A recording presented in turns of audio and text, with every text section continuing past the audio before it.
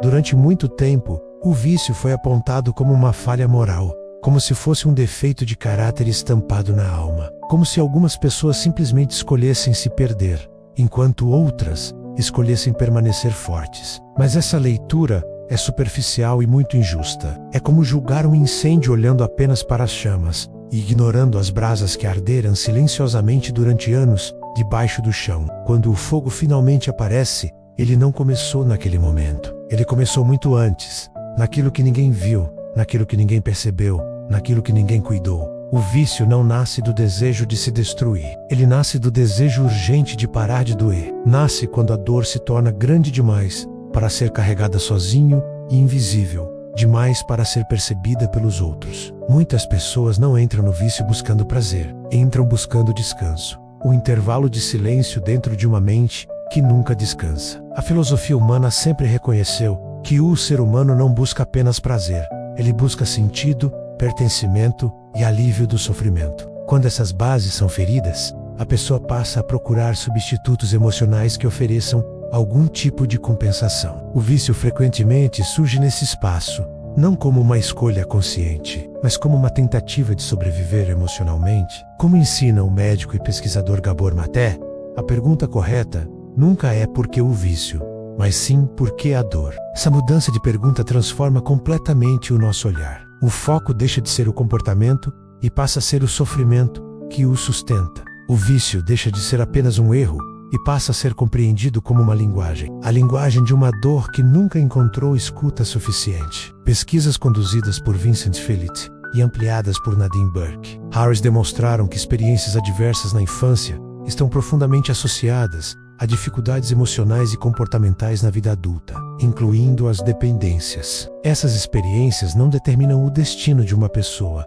mas aumentam a probabilidade de que o organismo precise encontrar formas adicionais de lidar com estados internos difíceis. Quando a infância não oferece segurança emocional suficiente, o adulto frequentemente passa a buscar, de diferentes maneiras, formas de criar artificialmente a sensação de regulação emocional que não foi plenamente desenvolvida. Na visão de Gabor Maté, todo comportamento dependente carrega uma pergunta silenciosa: que essa pessoa está tentando aliviar. Muitas histórias de dependência começam cedo, em experiências de infância marcadas por insegurança emocional, negligência afetiva, ausência de acolhimento consistente ou estresse constante. Nem sempre são grandes traumas visíveis, muitas vezes são experiências silenciosas, emoções ignoradas, sentimentos não escutados, necessidades emocionais não atendidas de forma estável, que ainda assim deixam marcas profundas. Quando uma criança cresce, sem espaço para expressar suas emoções, ela aprende a se adaptar, aprende a esconder sentimentos,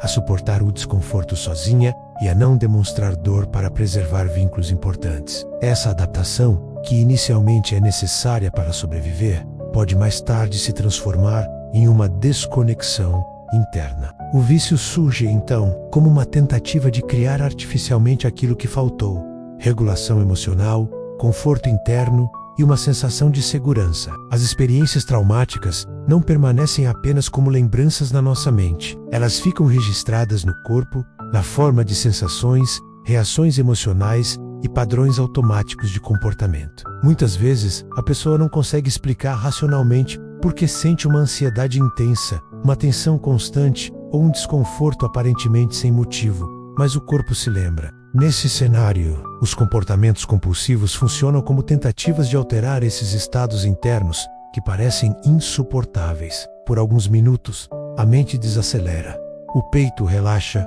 e o silêncio interno aparece. Para quem vive dentro de um incêndio emocional permanente, alguns segundos de sombra parecem uma salvação. O problema é que esse alívio é temporário, e o ciclo de dor, alívio e retorno da dor começa a se repetir. A nossa capacidade de lidar com emoções difíceis se desenvolve principalmente dentro de relações humanas seguras. As crianças aprendem a se acalmar porque alguém primeiro as acalmou. Aprendem a reconhecer emoções porque alguém as ajudou a nomeá-las. Aprendem que o mundo pode ser seguro porque alguém esteve presente de forma consistente. Quando essas experiências não acontecem, a pessoa pode crescer sem ferramentas internas suficientes para lidar com emoções intensas. O vício, então, pode surgir como uma tentativa de criar artificialmente esses estados de regulação emocional, que não foram plenamente desenvolvidos. Um conceito central na abordagem de Gabor Maté é o conflito entre apego e autenticidade. Quando expressar emoções ameaça o vínculo com os cuidadores, a criança aprende a sacrificar partes de sua autenticidade para manter a conexão. Esse autoabandono precoce cria uma desconexão interna profunda. O vício passa, então, a funcionar como uma tentativa de aliviar essa desconexão e recuperar artificialmente uma sensação de conforto interno e pertencimento. Outro ponto essencial é compreender que a dependência não é movida principalmente pela busca de prazer, mas pela busca de alívio do sofrimento emocional. O comportamento compulsivo funciona porque ele realmente reduz, mesmo que temporariamente, estados internos difíceis de suportar ansiedade intensa, vazio emotional, vergonha profunda ou tensão constante. Esse alívio temporário cria um ciclo poderoso, transformando o comportamento gradualmente em uma resposta automática ao sofrimento interno. Traumas não elaborados atravessam gerações. Pais traumatizados não traumatizam por escolha, mas por repetição. A dor que não é compreendida não desaparece, ela muda de forma. Às vezes vira ansiedade, às vezes explosão emocional, às vezes vício. O que não é curado em uma geração, frequentemente reaparece na seguinte como uma história que ainda não terminou de ser contada. Nós não transmitimos apenas comportamentos, transmitimos estados emocionais, níveis de estresse e padrões de regulação. As crianças aprendem não apenas pelo que é dito, mas pelo clima emocional em que crescem. Assim, muitos comportamentos dependentes têm raízes que começam muito antes da pessoa perceber. A recuperação não começa apenas interrompendo o comportamento, mas compreendendo a dor que o sustenta. Curar não é apenas parar algo, é restaurar a conexão consigo mesmo. É criar espaço para reconhecer emoções reprimidas, compreender experiências passadas e desenvolver novas formas de lidar com o sofrimento emocional. Um dos elementos mais transformadores nesse processo é a compaixão. Não como uma desculpa para o comportamento, mas como uma condição necessária para que a pessoa consiga olhar honestamente para a sua própria história. Sem compaixão surge apenas a vergonha, e a vergonha frequentemente mantém o ciclo da dependência ativo. Quando a pessoa encontra espaços onde pode ser compreendida sem ser reduzida ao seu erro, algo interno começa a relaxar. Aos poucos, emoções que antes eram intoleráveis tornam-se mais suportáveis, e a necessidade constante de anestesia começa a diminuir. A mudança acontece não apenas pela força de vontade, mas pela transformação da relação interna da pessoa consigo mesma. Talvez agora seja possível olhar para a história do vício com outros olhos.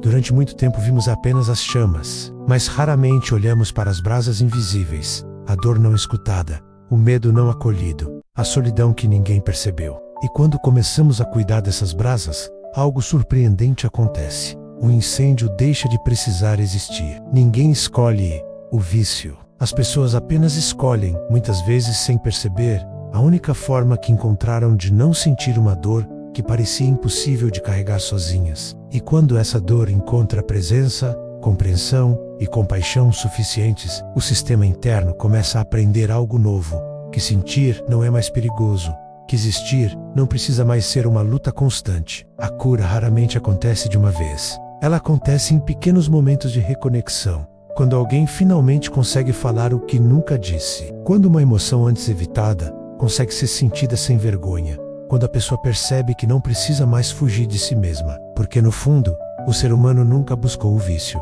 Ele sempre buscou apenas uma maneira de continuar vivendo, enquanto esperava, mesmo sem saber, que algum dia a sua dor finalmente fosse ouvida. E quando ela é ouvida, o silêncio deixa de ser vazio e começa lentamente a se tornar paz. Se você ou alguém que você conhece está passando por dificuldades, lembre-se de que procurar ajuda é um ato de coragem. Existem profissionais e grupos de apoio que podem oferecer o suporte necessário. Você não está sozinho. Obrigado por assistir e até a próxima.